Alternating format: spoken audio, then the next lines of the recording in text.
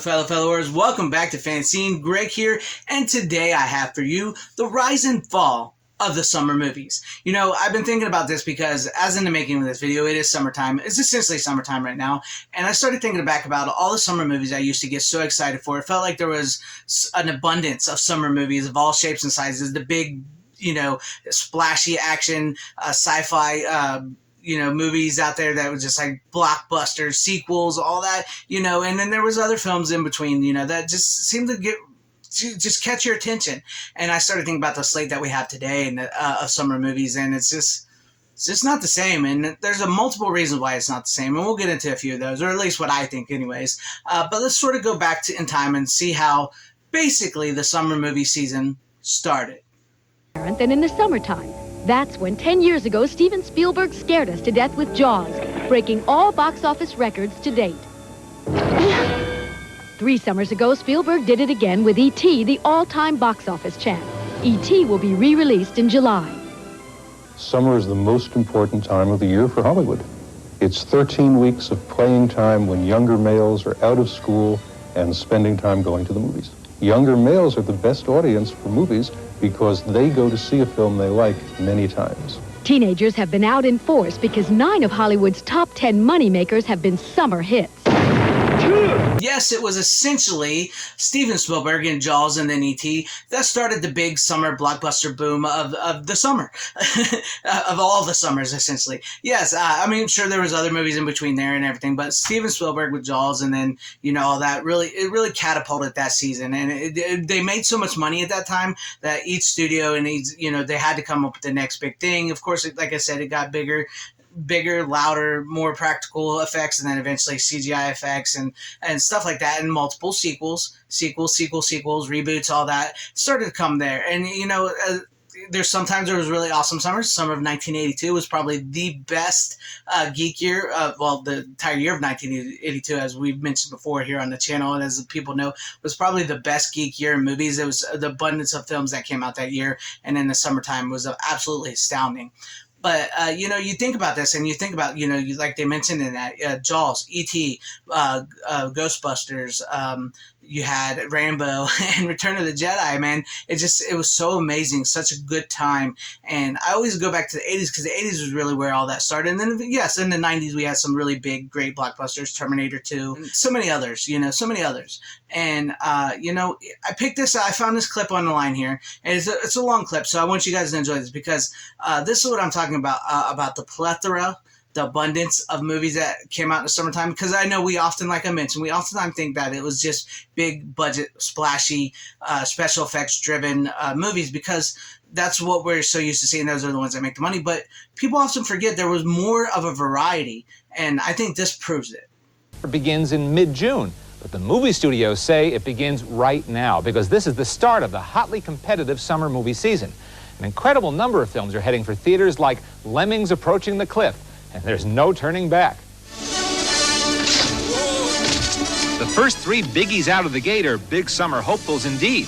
The epic-scale George Lucas, Ron Howard fantasy Willow, the return of Aussie hero Paul Hogan in Crocodile Dundee 2, and the self-explanatory Rambo 3. Sounds familiar. And that's not all that sounds familiar about Hollywood's summer fare. Other sequels include Short Circuit 2, Poltergeist 3, and Arthur on the Rocks. Focus. Oh, no, it's all right. No, it's my problem. But sequels aren't the only summer films that call on familiar elements. That maniac is our mailman. It seems as if every living comedian in America is starring in a movie this summer.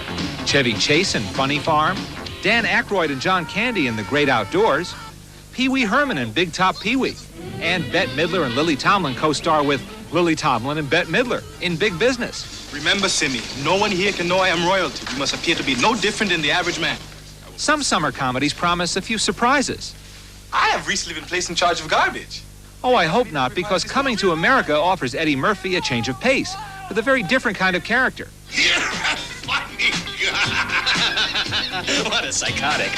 While Paul Mazursky's Moon Over Parador gives Richard Dreyfuss the chance to play an actor forced to stay in character. Why didn't you get Bobby De Niro? Because Bobby De Niro is making his own action comedy with co-star Charles Grodin and the director of Beverly Hills Cop, Martin Brest. It's called Midnight Run. Kevin Costner is up at bat, on the field and off, in Bull Durham with Susan Sarandon. While Tom Hanks gets big in the movie of the same name. Okay. You want stars? We got stars. Sean Connery goes head-to-head with Mark Harmon in The Presidio. This is my command here. Tom Cruise goes right to the heart of things in Cocktail. What do you have? What do you got? And 4 of the hottest young actors in Hollywood are hitting the saddle to hopefully breathe new life into the Western in Young Guns. Charlie Sheen and his brother Emilio Estevez co-star with Kiefer Sutherland and Lou Diamond Phillips. Come on, everyone knows the Magnum 44 is the big boy in the black. Why do you think Dirty Harry used? If you're looking for contemporary action, you won't have to look very far. Who is Dirty Harry? He's doing his own movie, but Arnold Schwarzenegger is teaming up with Jim Belushi for Red Heat. James Caan is teaming up with a robotic Mandy Patinkin in Outer Heat. And Bruce Willis is turning on his own kind of heat in his first action vehicle, Die Hard. People need heroes. They picked you. Why are you letting it bother you so much? Which leaves Chuck Norris to protect his action turf in Hero and the Terror. Big business closes the door on the little guy with a new idea. We're sabotaging everything that the country stands for. What about some serious films? Well, don't worry, there are a few. Francis Ford Coppola has directed Tucker, A Man and His Dream, a true story starring Jeff Bridges. Political filmmaker Costa Gavras is offering a new thriller called Betrayed with Deborah Winger and Tom Berenger. Paul Schrader has made the first theatrical feature about Patty Hearst called Patty Hearst. This is Patricia Hearst. Tanya, I'm Tanya. First-time director Chris Menges has a powerful drama of apartheid starring Barbara Hershey called A World Apart. I do not trust you! Then you have nothing left to trust. Trust this, there isn't much for the tiny tots except The New Adventures of Pippi Longstocking and another film that's always welcome back on movie screens, Bambi. Kinda wobbly, isn't he? Thumper. Well, he is. But the cartoon is about to grow up this summer when it meets its match in a cockeyed comedy produced by Steven Spielberg and directed by Back to the Future's Bob Zemeckis. It's called Who Framed Roger Rabbit, and it may turn out to be the summer's biggest kick. And stay out! Wow, believe it or not, you just saw 32 movies, and that's not all. We've got a new Dirty Harry film coming out this summer called The Deadpool with Clint Eastwood. Cyndi Lauper's making her movie debut in Vibes, and John Cleese, a great cult hero for a lot of comedy fans, is starring in A Fish Called Wanda. My God, would you look at that? I think Leonard Maltin said 32 films. 32 films. And I mean, it wasn't just, I mean, of course we had the sequels. Like I said, Rambo 3. Yeah, Rambo 3 and all those sequels, Crocodile Dundee 2, Arthur on the Rocks, Part 2. Of course, you had those big sequel tentpole films, which we still have to this day. Matter of fact, we have far too many of them to this day. I'm of the opinion that it's okay to let things end. That's my opinion. But, I mean, look at all those comedy movies. The Great Outdoors, I absolutely love The Great Outdoors. Eddie Murphy in Coming to America is just an absolutely amazing movie. And there's just so many of those other movies in there I bet you didn't even remember or you forgot about, or you're thinking, my God, that came out in the summertime. Yes, there was so much of a variety back in the day and throughout the years. And then, let's take a look at some of the stuff that we got coming out in the summer 2023. These are what I can remember. I'm sure there's more than this, but we have The Little Mermaid, Guardians of the Galaxy 3, Fast X, Elementals, The Flash, and Indiana Jones and the Dial of Destiny. Those are basically the ones I think there's a Transformers one, and of course Blue Beetle is coming down the line as well too. But that's essentially it that's coming out in this summer of 2023. Which, that's ridiculous, and of course, a lot of them are playing on your nostalgia. Let's be honest, they're nostalgia baiting us, they're fan baiting us, because if you want to see this movie, hey, we got Michael Keaton's Batman back for you. Come watch, even though by all counts, I've heard The Flash is not a very good movie. There are people that are going to like these movies. I'm not really interested in, or the Indiana Jones and the Dial of Destiny. It doesn't look good to me. I'm not willing to give Disney my money anymore because of what they've become and what they've done. And it just doesn't look good. And I've been burned by Disney. I think we all know that's going to be a bait and switch type movie. And of course, with Fast X, the Fast and Furious franchise is 10 films now. 10 films, and they're still going. Some of these, like I said, will have their fans, and some of them have already made a lot of money, and some of them will not. You will not make money because the audiences are changed. They're different now, and these summer movies are just not what they once were. And if you go back and look, there's multiple. Like I said, there's multiple reasons they can blame. I mean, I don't know how many more times they're going to blame the pandemic, even though we've seen with Spider-Man: No Way Home, Super Mario Brothers, Top Gun: Maverick, that these movies will still make money if you give the audience what they want. And mostly they're just not giving the audience what they want. They're giving you content. It's by the numbers, by focus groups, computers, everything.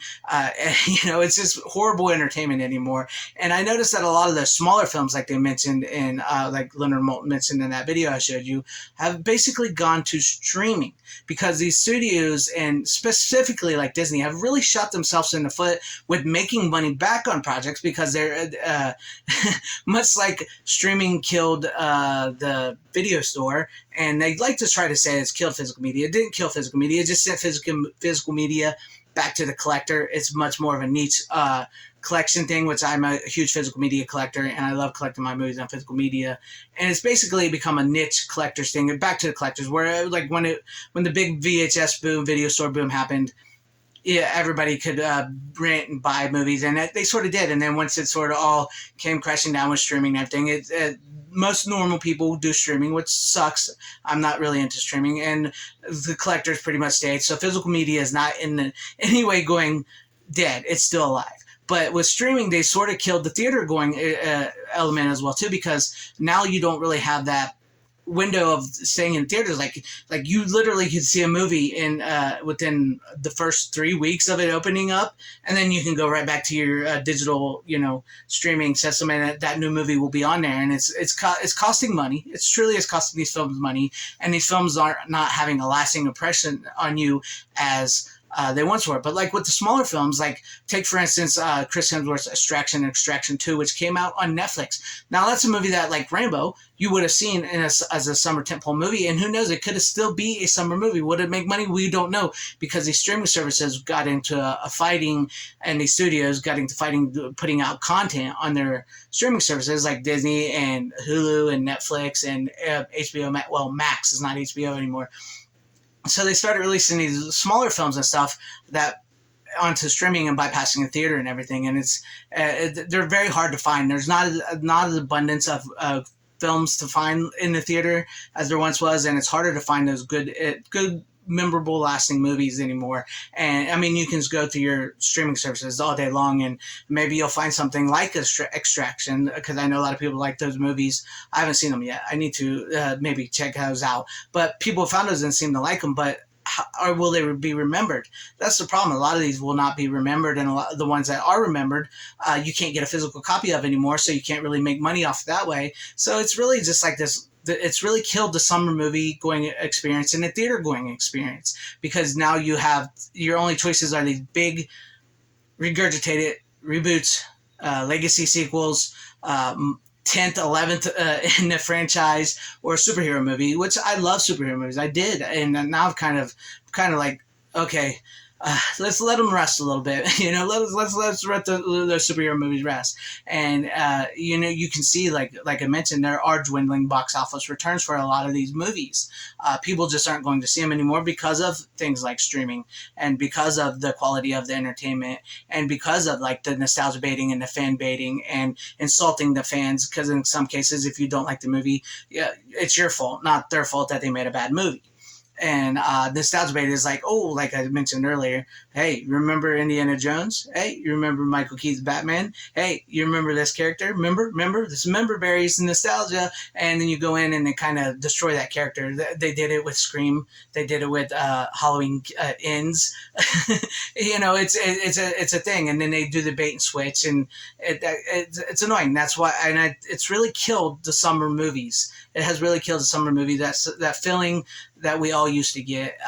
Like I said, I know there's fans out there, and I'm sure there's kids out there that get excited about these films, and they love it and everything, but then they're kind of like moved on to the next already. But you know, what do you guys think about this? About the rise and fall of summer movies? Do you think they're still going strong? Do you still get that same feeling you did as a kid or as an adult or as a teenager growing up, waiting for summer movies? Seriously, let me know all this in the comments section down below, because I really want to know your guys' comments and thoughts on this. So please leave them and let me know. And if you liked what you saw here, maybe consider hitting the like button and subscribing, hitting the bell for notification if I earned your subscription. That would be awesome. Or sharing it out for everybody to see, or possibly joining and becoming a channel member, because that would really, really help out my channel. Shout out to all my channel members. I appreciate each and every one of you guys. Thank you guys for being channel members here. Thank you all to watching. Wherever you guys are, please have a great, safe, happy, healthy day, morning, afternoon, evening, and night. Always support physical media and support your local theater as well. Godspeed.